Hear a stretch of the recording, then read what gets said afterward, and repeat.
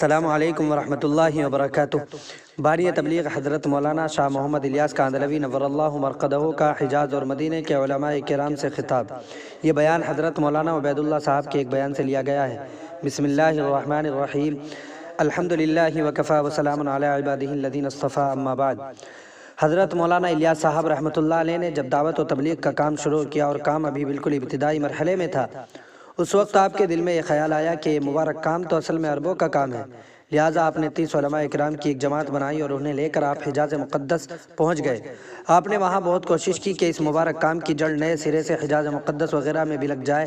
اس موقع پر آپ نے وہاں حنفی، شافعی، مالکی اور حنبلی وغیرہ سب علماء کو مدرسہ سولتیہ میں شیخ سلیم مرحوم کے ذریعے جمع کیا۔ اس وقت آپ نے حجاز اور مدینہ کے ان علماء میں بیان شروع فرمایا۔ دوران بیان علماء کو مخاطب کرتے ہوئے آپ نے فرمایا کہ میرا ایک سوال ہے جس کا جواب میں آپ حضرات سے چاہتا ہوں اور اسی لیے آپ لوگوں کو یہاں جمع کیا گیا ہے۔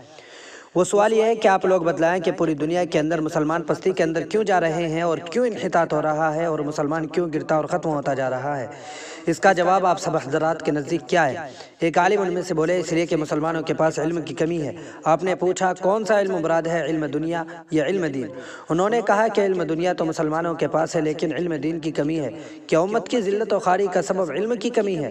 آپ نے جواب دیا کہ آپ علم دین کی کمی بتلاتے ہیں، خدا کی قسم بتلاؤ صحابہ اکرام کل کتنے تھے؟ انہوں نے کہا زیادہ سے زیادہ 1.5-2 لاکھ۔ آپ نے کہا ان میں سے حافظ کتنے تھے؟ کہنے لگے بہت تھوڑے تھے۔ آپ نے کہا کہ آج پوری دنیا کے حفاظ کرام کو جوڑو تو 10 لاکھ سے کم نہیں ہوں گے۔ پھر آپ نے فرمایا بتلاؤ صحابہ میں بخاری و مسلم کے حافظ کتنے تھے؟ کہنے لگے کوئی نہیں۔ آپ نے فرمایا آج بخاری اور صحیح ستہ پڑھنے پڑھانے والے علماء مسلمانوں میں سینکڑوں ہزاروں تک ہوں گے۔ کہنے لگے بالکل سچ فرمایا۔ آپ نے فرمایا کہ آج علم زیادہ ہے، یہ اس زمانے میں زیادہ تھا۔ کہنے لگے آج علم زیادہ ہے۔ آپ نے فرمایا اگر علم سبب ہوتا تو آج کا مسلمان تو صحابہ اکرام رضوان اللہ علیہم اجمعین کے زمانے سے زیادہ علم رکھتا ہے کہ صحیح ستہ پڑھنے پڑھانے والے بھی لاکھوں کی تعداد میں، علماء ہزاروں کی تعداد میں اور حفاظ لاکھوں کی تعداد میں پوری دنیا کے اندر پھیلے ہوئے ہیں، تو آج علم تعداد کے اعتبار سے اس زمانے سے بہت زیادہ ہے۔ کہنے لگے آپ سچ فرماتے ہیں، پھر کیا وجہ ہے؟ آپ نے فرمایا یہ تو میں آپ لوگوں سے پوچھنے آیا ہوں۔ ان میں سے ایک عالم نے کھڑے ہو کر کہا کہ آج مسلمانوں کے پاس مال کی کمی ہے۔ فرمایا واہ، یہ بات تو تم نے پہلے والے سے بھی بہت زیادہ نرالی اور عجیب کہی ہے۔ آپ نے فرمایا بتلاؤ صحابہ کے پاس مال کتنا تھا؟ فرمایا صحابہ کے پاس تو اتنا مال نہیں تھا کہ روزانہ 2 وقت کا کھانا کھا لیں، اور اتنا بھی نہیں تھا کہ اپنے بدن کو 2 وقت کپڑے سے ڈھانپ لیتے۔ صحابہ کرام رضوان اللہ علیہم اجمعین کے پاس مال بہت کم تھا، اور آج مسلمانوں کے پاس اتنا مال ہے کہ ایک دلی کے سیٹ کے پاس اتنا مال ہے کہ تمام کے تمام صحابہ کے پاس بھی اتنا مال نہ ہوگا۔ ایک نواب حیدرآباد کے پاس اتنا مال ہے کہ پوری دنیا کے بینک اس کے مال سے بھرتے ہیں اور پوری دنیا میں اس کے مال سے امداد جا رہی ہے۔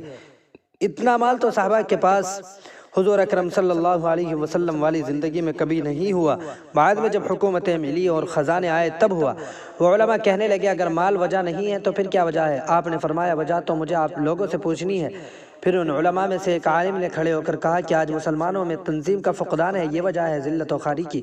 آپ نے فرمایا کون کہتا ہے کہ نظم نہیں ہے، تنظیم نہیں ہے؟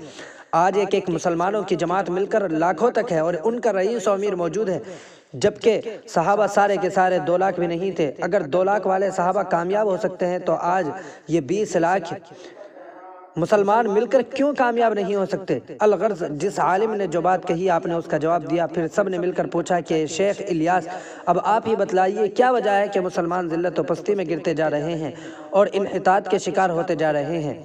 یاد رہے حضرت مولانا کا یہ بیان آج سے تقریباً 80 سے زائد سال قبل کا ہے۔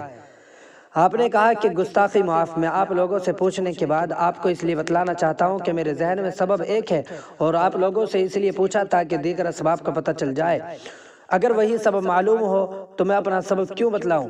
اسی سبب کا پہلا علاج کر لیا جائے۔ لیکن آپ حضرات نے اپنے سبب کے بارے میں غور کر لیا اور تحقیق کر لی کہ یہ سبب تو ہو نہیں سکتا۔ میرے نزدیک اس کا ایک سبب ہے اور وہ یہ کہ پوری دنیا کے مسلمانوں کے اندر یقین اور ایمان کی کمی اور کمزوری ہے، اور یہی اصل سبب اور وجہ ہے۔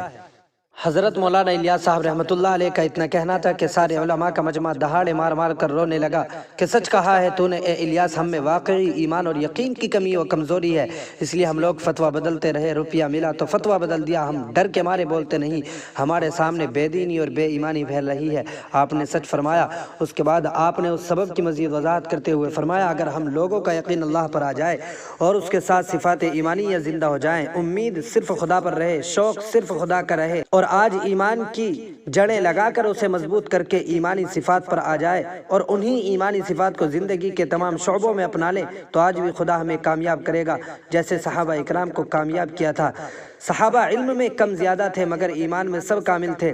سب نے روتے ہوئے کہا کہ آپ نے برحق فرمایا، اس کے علاوہ اور کوئی وجہ نہیں ہے۔ آپ نے فرمایا، واقعی اس کے علاوہ کوئی وجہ نہیں، کیونکہ صحابہ کامل ایمان رکھتے تھے، ان ہر ایک میں ایمان قوی تھا، کسی کا ایمان کمزور نہیں تھا۔ علم ان کے پاس چاہے ایک سورت کا ہو یا پورے قرآن کا ہو، دین کا علم تھوڑا جانتے ہوں یا زیادہ جانتے ہوں، مگر ایمان ان کا پورا تھا۔ جب حضرت سعد بن ابی وقاص رضی اللہ عنہ نے فرمایا کہ دریائے دجلہ ہمیں پار کرنا ہے، تو بولو سب سے پہلے اس دریا کے اندر کون کودے گا اور دریا میں کون سب سے پہلے پیر رکھے گا، یعنی بغیر کشتی و اسباب کے؟ چنانچہ سب لشکر میں 600 آدمیوں نے ہاتھ اٹھائے کہ ہم تیار ہیں، ہم جائیں گے۔ آپ نے بقیہ مجمع سے پوچھا کہ آپ لوگ کیوں نہیں جائیں گے؟ وہ کہنے لگے، کیوں نہیں؟ انہوں نے پہلے ہاتھ اٹھا دیے، اس لیے ہم رہ گئے، ہم بھی جائیں گے۔ تقریباً 30,000 کی جماعت تھی یا اس سے کم۔ پہلے وہ 600 آگے بڑھے، جب دریا کے قریب پہنچے تو 600 کے امیر نے پوچھا کہ بولو تم میں سے پہلے کون دریا میں داخل ہوگا؟ تو 60 کا نام آیا۔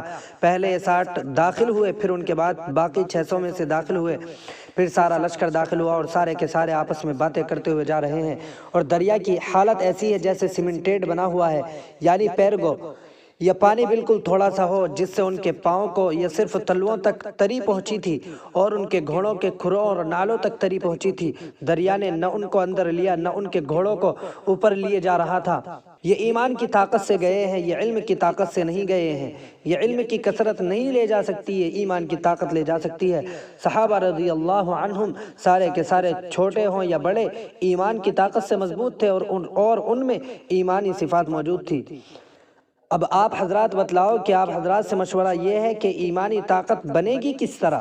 مسئلہ اس وقت زیادہ اہم کسی اور چیز کا نہیں ہے، ارے تیری دنیا اور دنیا کی شکلوں کا نہیں ہے، تیری کوٹھی کے بننے اور نہ بننے کا نہیں ہے، بلکہ اس بات کا ہے کہ ایمانی طاقت آئے گی کیسے۔ سب نے کہا کہ زمانہ بہت سخت ہے، یہ قرب قیامت کا دور ہے، اب ایمان کی طاقت واپس آنے والا دور ختم ہو چکا ہے، اب تو قیامت آئے گی اور آ کر ہم سب کو مٹا کر ختم کر دے گی۔ آپ نے فرمایا، نہیں، لا تقنطوا من رحمت اللہ، کہ اللہ کی رحمت سے نا امید مت ہو۔ جس اللہ نے پہلے دور میں ایمان کی طاقت بنائی تھی، وہی اللہ آج کے دور میں بھی مسلمانوں میں ایمان کی طاقت پیدا کر سکتا ہے۔ ایمانی طاقت کے بننے کا بڑا ذریعہ دعوت اللہ ہے۔ ان لوگوں نے پوچھا کیسے؟ آپ نے فرمایا کہ وہ دعوت اللہ کے ذریعے سے ہوگا۔ ان میں سے ایک عالم نے کہا کہ دعوت اللہ تو کفار کو دی جاتی ہے، ہم اور آپ مسلمانوں کے ایمان کو مضبوط بنانے کا کون سا کام کریں گے؟ کیا ان کو دعوت دیں گے؟